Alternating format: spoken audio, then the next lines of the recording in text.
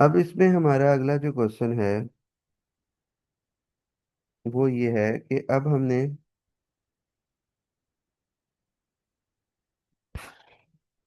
इसमें हमने केएसपी निकाला था। अब हमने एक क्वेश्चन ऐसा करते हैं जिसमें आपने सॉलिबिलिटी निकालनी है। तो क्वेश्चन है calculate the solubility in mol per dm cube of Ag2S silver sulphide at 298 kelvin. ठीक है। इफ इट्स solubility प्रोडक्ट के दिया उसे is 6.31 into 10⁻⁻51 mole cube PM9। अब हमने देखना है कि इसको हमने किस तरह सॉल्व करना है। सबसे पहले हम जो आपको सॉल्ट दिया जाएगा ना उसका आप लिखेंगे केएसपी। सबसे पहले उसकी इक्वेशन लिखेंगे। सबसे पहला स्टेप वही होना चाहिए हमने, क्योंकि A2 में हमने हर चीज को शो करवाना है वर्किंग को। तो Ag2S, ठीक है, ये हो जाएगा 2Ag+1 प्लस S-2। ये हमने इक्वेशन लिख ली, यानी जो भी सॉल्ट आएगा उसको सबसे पहले आपने इस फॉर्म में लिख के आना है। ठीक है। अब उसके बाद अगला जो नंबर होता है वो होता है केएसपी लिखने का। यानी कि अगर आपका क्वेश्चन नहीं भी ठीक हुआ, केएसपी अगर आपने लिख दी है क्वेश्चन, तो उसको आपको एक मार्क मिल जाना। केएसपी लिखा जाएगा केएसपी इज इक्वल टू। अब इसके अंदर पहले सिल्वर का आइन है Ag+1 और एयर और S-। ये आपने लिख दिया केएसपी इसका। यहाँ तक बताएं, क्लियर है बात? जी सर।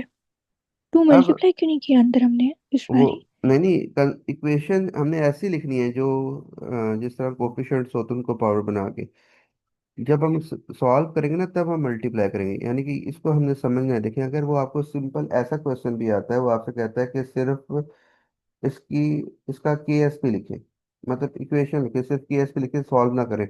तो केएसपी सिंपल हम उस तरह ही लिखते हैं कि आपके पास जो आइन है वो ब्रैकेट के अंदर, उसकी कंसंट्रेशन ब्रैकेट के अंदर, और उसका जो जो भी पावर होगी वो उसकी जो कोफिशिएंट होगी वो आप लगा देंगे। जब हम सॉल्व करते हैं तब हम अंदर वैल्यू शो करते हैं। यानी कि अब अगर मैं इसको सॉल्व करूंगा ना, ये इसका केएसपी ऐसा लिखा जाएगा। इसमें आपने मल्टीप्लाई नहीं करना है, ये याद रखना है, गलत कर देंगे फिर मार्क्स कट जाएगा। इसमें सिंपल ऐसे ही लिखते हैं। जब हम इसके अंदर वैल्यू पुट करते हैं ना, जैसे अब के एस पी दिया हुआ 6.31 इंटू 10⁻⁻51 लिखा जाएगा। अब यहाँ पे हमने ब्रैकेट के अंदर वैल्यू पुट करनी है। जब वैल्यू पुट करेंगे तो हमें पता है कि सिल्वर के आयन, अब हमने कैलकुलेट करना है ना सॉलिबिलिटी, हमें पता नहीं है सॉलिबिलिटी। तो हम XY Z S T कुछ भी सपोज कर लेते हैं। ठीक है, लेट्स हम suppose. To multiply by x कर देंगे हाँ ना, फिर टू, उसकी पावर हाँ स्क्वायर। 2 × X और उसकी पावर स्क्वायर, और इसी तरह यहाँ ठीक पे सिंपल X आ जाएगा। अब आगे तो बेसिक चीज़ है, मैथ है, आप सॉल्व कर सकते हैं। X हो जाएगा, ये हो जाएगा 4x³ is equal to 6.31 into 10⁻⁻51 आ जाएगा। फिर X निकाल लेंगे आप, इसका X निकलेगा उधर से आप लेने के बाद 4 डिवाइड होगा, और उसके बाद फिर आप लेंगे इसका। तो ये आ जाना 1.21 इंटू 10⁻⁻17 मोल पर पीएम। तो ये क्वेश्चन था जिसमें हमारे पास अ, दो तरीके से क्वेश्चन आ सकते हैं, या सॉलिबिलिटी निकालने की आ जाएगी, यही है देखो, तो इस तरह से शो कर सकते। तो ये था। अब एक आप करें क्वेश्चन के बाद फिर हम कॉमन आइन इफेक्ट पे चलते हैं, जो अगला इसका है वो भी इम्पोर्टेंट है। अब इसमें आपने सॉलिबिलिटी निकालनी है। Calculate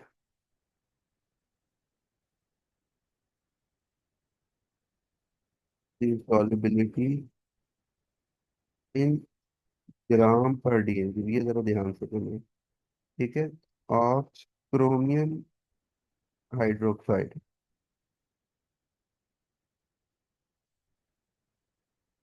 at 25 degrees Celsius, if its solubility product is 1.0 into 12 raised power minus 33 mole four DM12। जी, ये करें जरा सॉल्व।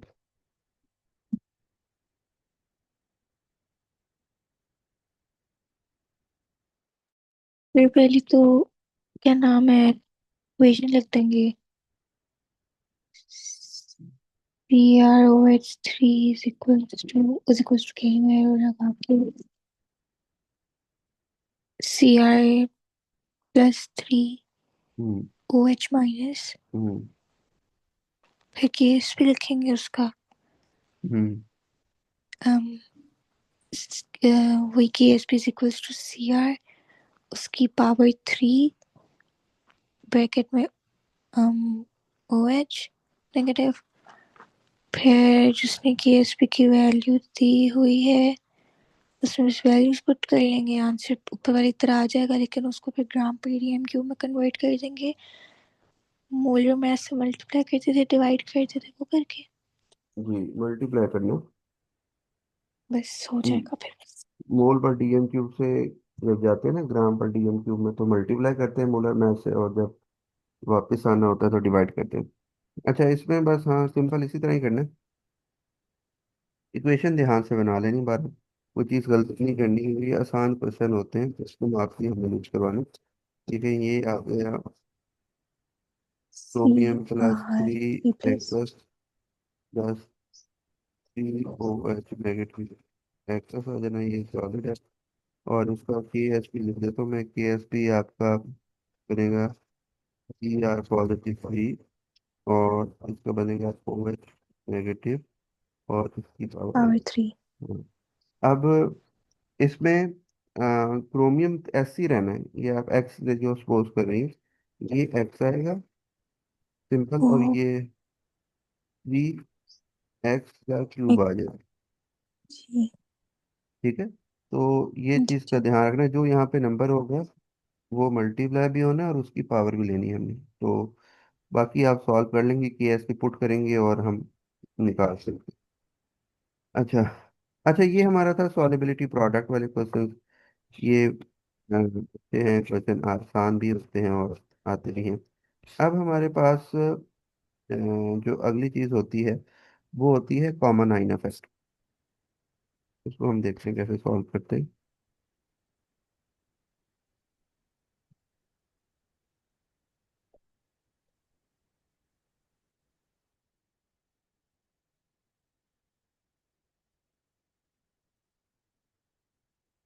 अगला है हमारा, ये सॉलिबिलिटी प्रोडक्ट से रिलेटेड है। कॉमन आपको मैन इफेक्ट लास्ट टॉपिक है इसका। इसके बाद पार्टीशन कोएफिशिएंट एक रह गया। चैप्टर बहुत बड़ा है वैसे। कैलकुलेशन ऑन कॉमन आइन इफेक्ट, ये बड़ा इंपॉर्टेंट प्रिंसिपल है, इसको हमने जरा समझना, कॉमन आइन इफेक्ट को। आपको कुछ आइडिया है कि ये क्या चीज़ है कॉमन आइन इफेक्ट? नहीं सर। अच्छा। देखिए, अब तक पहले मैं आपको समझाता हूँ कि हम करने क्या लगे, कॉमन आइन इफेक्ट होता क्या है। हमने जितनी भी सॉलिबिलिटी को अब तक, यानी कि ओ लेवल्स, AS, A2 में जितनी भी हमने सॉलिबिलिटी डिस्कस करते हैं ना, that is basically refer to water. यानी कि कोई भी चीज़ आपकी पानी में कितना सॉलेबल है, उसको हम सॉलिबिलिटी ले रहे होते हैं, कि पानी के लिहाज से हम देखते हैं सॉलिबिलिटी। अब ऐसा भी तो हो सकता है ना कि आपने सॉलिबिलिटी निकालनी हो वाटर में भी, और आपको किसी और सॉल्वेंट में भी दे दी जाए कि भाई इसमें सॉलिबिलिटी निकालें, तो होगा क्या कि उसमें कुछ ना कुछ इफेक्ट डिफरेंट भी हो सकता है। जैसे अब यहाँ पे आपके पास बेरियम सल्फेट, हमने शायद शुरू में किया था, बेरियम सल्फेट है। तो बेरियम सल्फेट को वाटर में डालेंगे तो सॉलिबिलिटी बेरियम सल्फेट की अलग होगी। और अगर हम उसी बेरियम सल्फेट को उठा के सल्फ्यूरिक एसिड में डाल दें, तो अब वो डिफरेंट सॉल्वेंट है तो उसकी सॉलिबिलिटी पे इफेक्ट आएगा। अब हमने इस चीज को देखना है। अब हम देखते हैं कि कॉमन आइन इफेक्ट क्या होता है। पहले हम इस बेरियम सल्फेट वाले एग्जांपल को देखते हैं। देखिए, आपने ये वाटर लिया, ठीक है, इसमें आपने ऐड कर दिया बेरियम सल्फेट, ठीक है। अब बेरियम सल्फेट की हम जिस तरह सॉलिबिलिटी देखते हैं उससे हमें पता चल गया कि बेरियम सल्फेट के कुछ आइंस और सल्फेट की, ठीक है, ये हो गया। अब हम एक और भी काम तो कर सकते हैं। अब हम इसी सल्फेट को,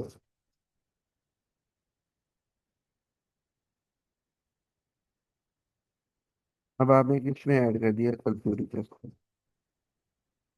ये वाटर था, अब सल्फ्यूरिक एसिड है। अब देखिए इसमें हुआ क्या है, बेरियम सल्फेट। अब इसमें ये जो सल्फेट सल्फ्यूरिक एसिड का है ना, ये भी तो प्रेजेंट है इसके अंदर। यानी कि आपके सॉल्वेंट में जिसमें आपने डिजोल्व करवाया उसमें भी एक ऐसा आयन है जो सॉल्ट के अंदर प्रेजेंट है। इसको हम कहते हैं कॉमन आयन इफेक्ट। यानी कि जब आपने सॉल्ट ऐड किया किसी भी सॉल्वेंट के अंदर, तो उसके अंदर ऑलरेडी एक सॉल्ट एक आयन आपका उसका आयन प्रेजेंट हो, तो उसको हम कहते हैं कॉमन आयन इफेक्ट। ये बात समझिए कॉमन आयन है क्या चीज़। जी सर। देखिए ना, सॉलिबिलिटी अब तक हम जितना भी डिस्कस कर रहे हैं वो रेफर टू वाटर कर रहे थे कि वाटर ऐसा वाटर में इतना हो जाएगा ये बाकी। अब आपने सॉल्वेंट ही चेंज कर दिया, अब उस सॉल्वेंट में एक आधा आयन जो सा है वो उसी सॉल्ट का भी मौजूद हो सकता है, तो उसको हम कहते हैं कॉमन आयन इफेक्ट। अब इस कॉमन आयन इफेक्ट से आपकी सॉलिबिलिटी पे क्या इफेक्ट आएगा वो हमने देखना है। कि अगर ऑलरेडी उस जो सॉल्वेंट है उसके अंदर एक आयन पहले ही मौजूद हो, तो ओवरऑल जो सॉलिबिलिटी हम कैलकुलेट करते आए हैं यहाँ पे, ये सॉलिबिलिटी प्रोडक्ट के जरिए हम ये देखना चाह रहे हैं कि भाई उससे सॉलिबिलिटी बढ़ेगी या भाई उससे सॉलिबिलिटी आपकी डिक्रीज होगी। ये हमने पढ़ना है। ये वो पूछेगा क्वेश्चन कि कॉमन आइन इफेक्ट से सॉलिबिलिटी पे क्या इफेक्ट आता है, बढ़ेगी या कम होगी। तो अब हम पहले इसको देखते हैं कि क्या इफेक्ट आता है, इसको सॉल्व कैसे करना होता है कैलकुलेशन उसी तरह ही, बस एक चीज एक्स्ट्रा हो जाएगी। अब देखें क्वेश्चन ये है कि सॉलिबिलिटी निकालते हैं। पहले हम देखते हैं कैल्शियम सल्फेट है। पहले हम ये देखते हैं कि इस पे इफेक्ट क्या आएगा, solubility of calcium sulphate in mol per dm cube. हम पहले वाटर में निकालते हैं और दूसरा हमने निकालनी है सल्फ्यूरिक एसिड को।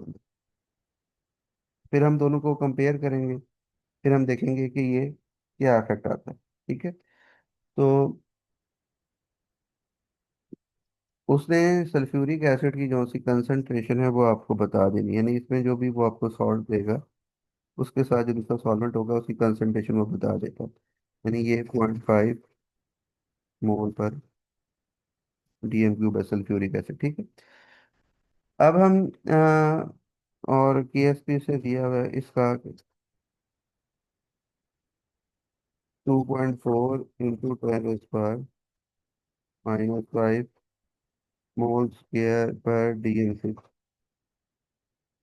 अच्छा, अब हम पहले पानी के साथ निकालते हैं, उसी तरह स्टेप्स करके हम इसकी वाटर के साथ निकालते हैं। कैल्शियम सल्फेट की, कैल्शियम सल्फेट आपके पास हो जाएगा कैल्शियम सल्फेट, कैल्शियम +2 एक्वस आइन प्लस सल्फेट एक्वस, ठीक है। ये कैल्शियम सल्फेट का हो गया। इसका के एस पी लिखे तो के एस पी लिखा जाएगा कैल्शियम +2 और सल्फेट SO4 -2 कंसंट्रेशन आ जाएगी, ठीक है। अब यहाँ पे जाएगा 2.4 इंटू 10⁻⁻5 आ जाएगा। और यहाँ पे आ जाएगा, आपने एक्स स्क्वायर आ जाएगा, ठीक है, एक्स एक्स लेंगे। तो ये एक्स आ जाना भाई आपका, इसका हम अगर लेंगे तो 4.9 इंटू 10⁻³ मोल पर डीएम। ये तो सिंपल वही था जो हमने पहले करते आ रहे हैं सॉलिबिलिटी निकालने के लिए। अब हम निकालते हैं सल्फ्यूरिक एसिड में, जो हमने समझना है कि सॉलिबिलिटी प्रोडक्ट पे क्या इफेक्ट आएगा। अब देखिए, जब मैं इसको सल्फ्यूरिक एसिड में ऐड करूंगा ना, तो कैल्शियम सल्फेट है, कैल्शियम सल्फेट आपका, हमने लिखा कैल्शियम का आयन एक्वस प्लस सल्फेट का आयन एक्वस। यानी कि हमने कहा था कि बहुत ही स्पेरिंगली सॉल्युबल ना होने के बराबर उसकी सॉलिबिलिटी होती है आयंस के अंदर जो जाते हैं, ठीक है, हम उन्हीं की लेते हैं ना जो स्पेरिंगली सॉल्युबल होते हैं सॉल्ट। तो हम ये कहते हैं कि ना होने के बराबर होते हैं आयन। अब इसके साथ जो दूसरा हमने इसमें सॉल्वेंट डाला है ना, सल्फ्यूरिक एसिड, वो तो कम्प्लीटली आयनाइज होगा और वो जाते हैं एच पॉजिटिव एक्वस और सल्फेट एक्वस,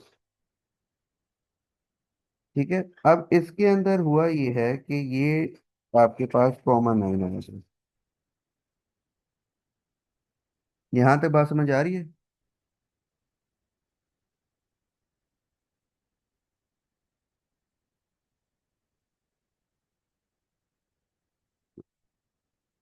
जी बेटा, यहाँ तक आवाज आ रही है मेरी, समझ आ रही है बात चीजों की? जी सर। अच्छा। अब हम पहले इसको यहाँ पे डिस्कस कर लेते हैं, आपको क्लियर हो जाएगी कि इससे सॉलिबिलिटी पे क्या इफेक्ट आना चाहिए। अब जब सल्फ्यूरिक एसिड है और कैल्शियम सल्फेट है, इनके आयन, सल्फेट आयन कॉमन है। अब सॉल्वेंट आयन कॉमन होने की वजह से, एक मिनट बेटा अभी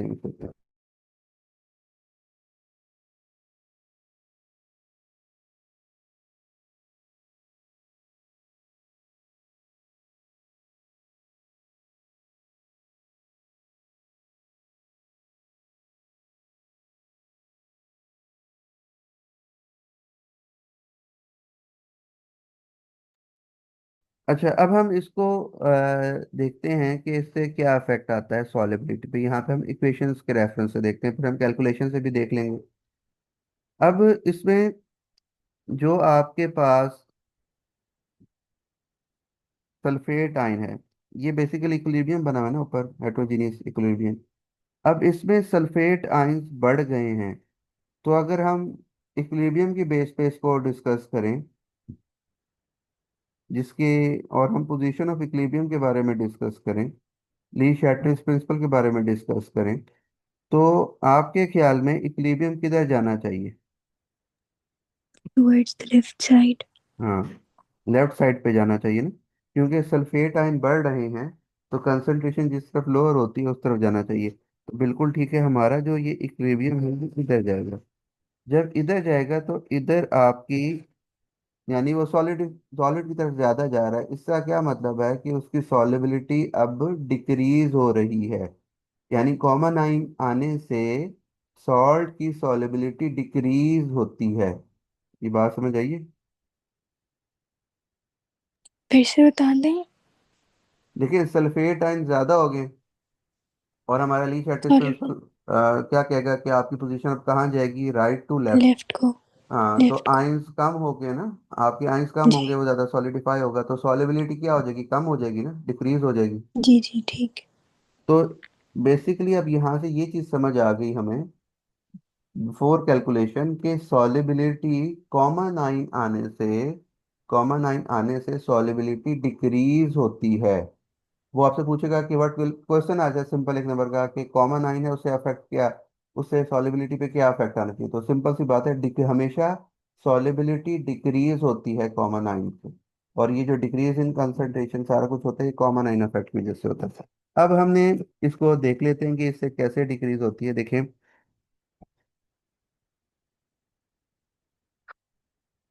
अब के एस पी लिखें अगर हम इसकी,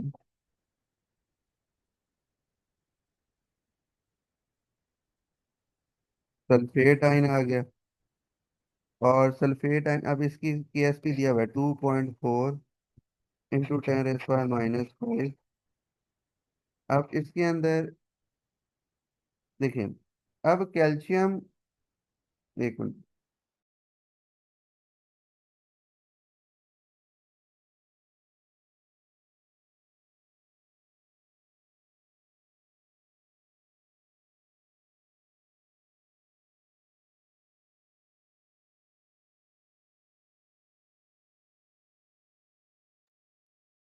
अच्छा, अब इसमें एक चीज देखनी है हमने, वो ये कि सल्फ्यूरिक एसिड की उसे कंसंट्रेशन आपको दी हुई थी, that is 0.5 mole per DM की।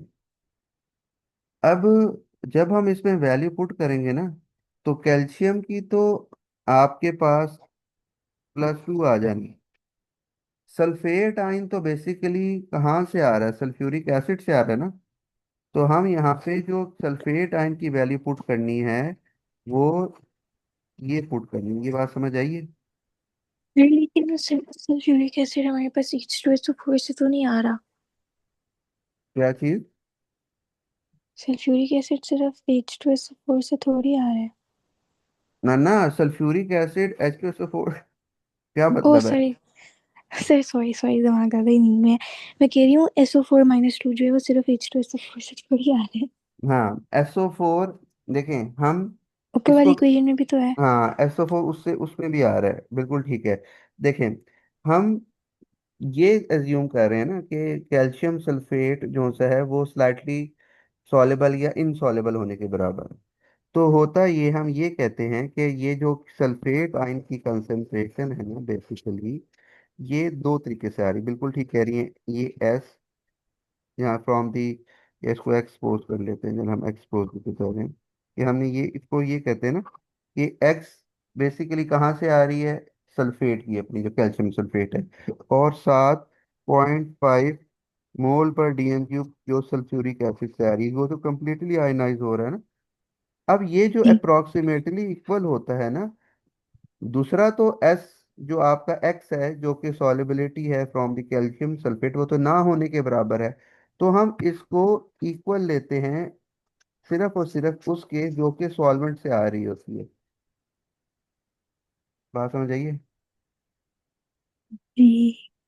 हम ये ये ना हम होने के बराबर इसलिए है ना क्योंकि वो वापस हम्म, एक पीछे रही जा रही है, लेफ्ट साइड पे हाँ, रही जा रहा वापस है। वापस, हाँ लेफ्ट साइड पे जा रहा है ना, और वो है भी बहुत ज़्यादा ठीक। इनसॉलेबल है, तो वो उसमें उसकी जो सी आपके पास इनसॉलेबल सॉल्ट के अंदर जो उसकी, हम यही एज्यूम कर रहे हैं ना कि ना होने के बराबर उसकी सॉलिबिलिटी आ रही। तो इसमें याद ये रखना है कि इसमें कॉमन आइन इफेक्ट के अंदर हमारे पास जो सल्फेट आयन की कंसंट्रेशन होनी, या सल्फेट या कोई भी वो आपको जो सॉल्ट देगा, उसके अंदर जो कॉमन आइन होगा वो आपने कंसंट्रेशन उसकी उस दूसरे सॉल्वेंट की पुट करनी है जो गिवन होगी।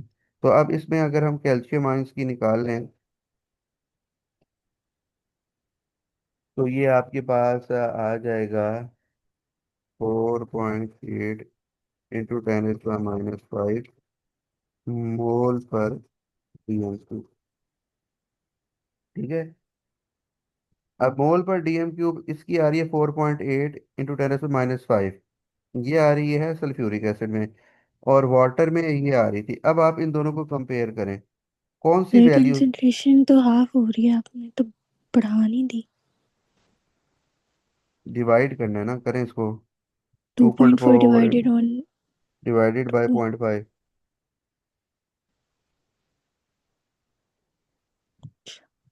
नहीं, कैलकुलेटर नहीं है मेरे पास है। ये 4.8 ही आ रहा है। 2.4 इंटू 10⁻⁵ डिवाइडेड बाय 0.5 करना है आपने, तो 4.8 इंटू 10⁻⁵ आ रहा है। अच्छा, अब आप इन दोनों को कंपेयर करें, 4.9 इंटू 10⁻³ हमने इन दोनों को कंपेयर करना है ना।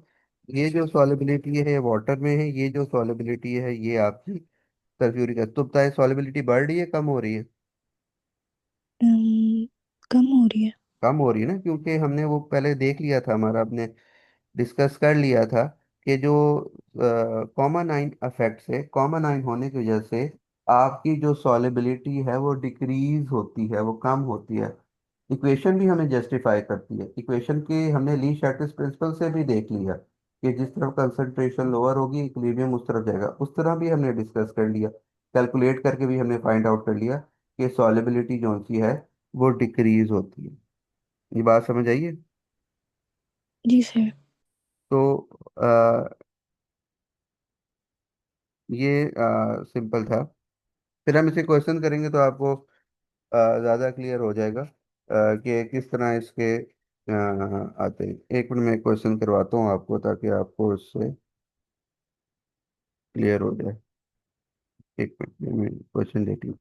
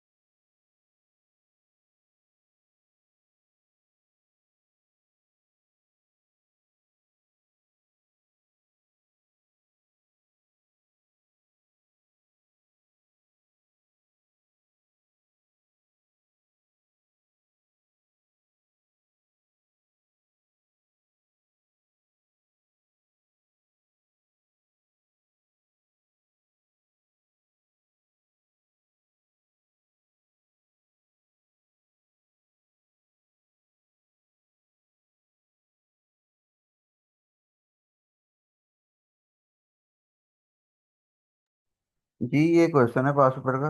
इसमें वो कह रहा है कि सॉलिबिलिटी निकालनी है आयरन हाइड्रोक्साइड की इन 0.01 मोल per dm cube barium hydroxide. ठीक है, केएसपी दिया हुआ है आयरन हाइड्रोक्साइड का। ये हो जाएगा बताएं। जी सर, हो जाएगा। इसमें एक चीज जरा इम्पोर्टेंट है समझने वाली। वो भला क्या है उसको देखते हैं, वो जो गलत करते हैं अक्सर बच्चे ने। बाकी सिंपल है, बाकी कोई मसला नहीं है। उसको हम जरा देखते हैं वो क्या होती है गलती। देखो, पहले हम आयरन हाइड्रोक्साइड और बेरियम हाइड्रोक्साइड को करवाते हैं। आयरन हाइड्रोक्साइड आपके पास इनसॉल्युबल सॉल्ट है आयरन हाइड्रोक्साइड।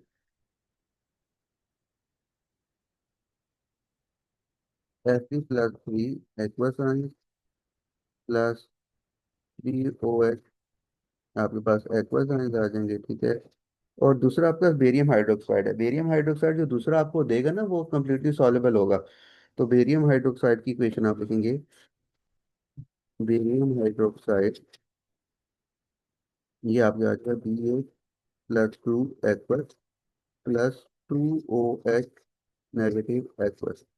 ये बेरियम हाइड्रोक्साइड हो जाएगा। ठीक है, यहाँ तक हमने कर लिया।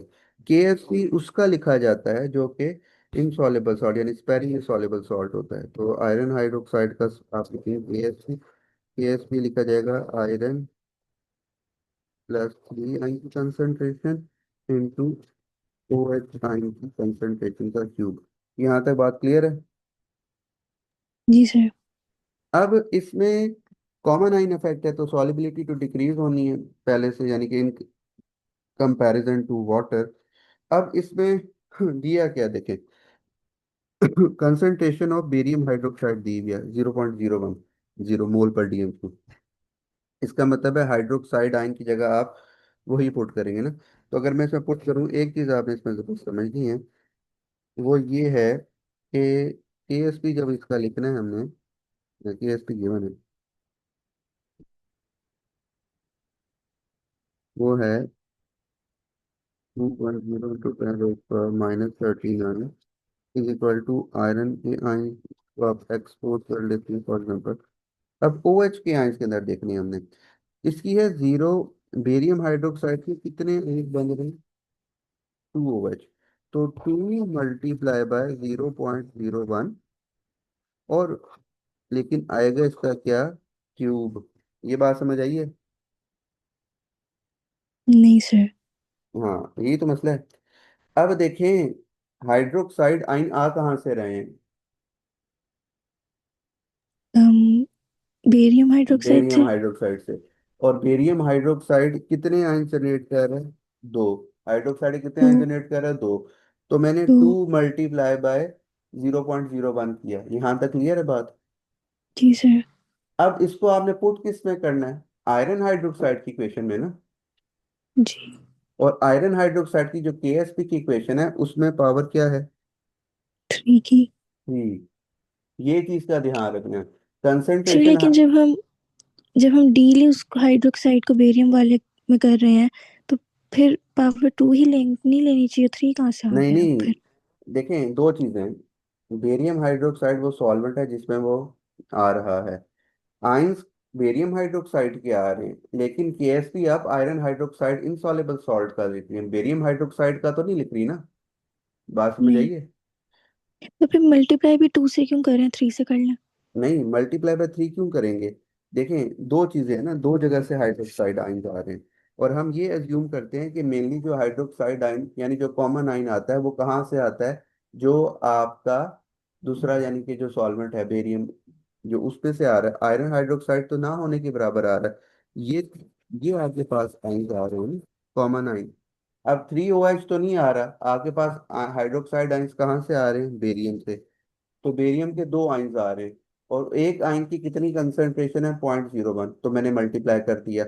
अब मैंने ये हाइड्रोक्साइड आयन जो आ रहे हैं, हम निकाल किसका रहे हैं, केएसपी आयरन हाइड्रोक्साइड का। तो पहले मैंने इसलिए आयरन हाइड्रोक्साइड की इक्वेशन लिखी। इक्वेशन लिखी जाती है इंसॉल्युबल सॉल्ट की, कंसंट्रेशन उसमें पुट होती है दूसरे कॉमन आयन की। बात समझ लेकिन आई? फिर इस तरह, जिस तरह ओ एच ना होने के बराबर है ऊपर वाली इक्वेशन में, उस तरह तो फिर एफ को भी ना होने के बराबर होना चाहिए। हाँ, एफ भी ना होने के बराबर है ना। एफ की हमने फिर उसको सॉलिबिलिटी, निकाल कर। उसको तो अच्छा हमने ठीक। एक्सपोज किया ना, एक्स ही तो हमने निकाला बस। जी ठीक है। तो ये इसमें आप पुट करेंगे और इसके बाद इसको सिंपल सॉल्व करना है। कि आ जाना है 2.5 × 10⁻⁴ ये मोल पर डीएम कंसंट्रेशन है, तो वो सुनो। तो ये एक इम्पॉर्टेंट चीज है, पास में क्वेश्चन ऐसे आते हैं कॉमन आइन इफेक्ट के, कि वो आपसे पूछेगा कि किस तरह इसमें चेंज आ रहा होता है, तो इसको हमने जरा देखना होता है। यहाँ तक बताएं, क्लियर है बात? जी सर। ठीक है फिर।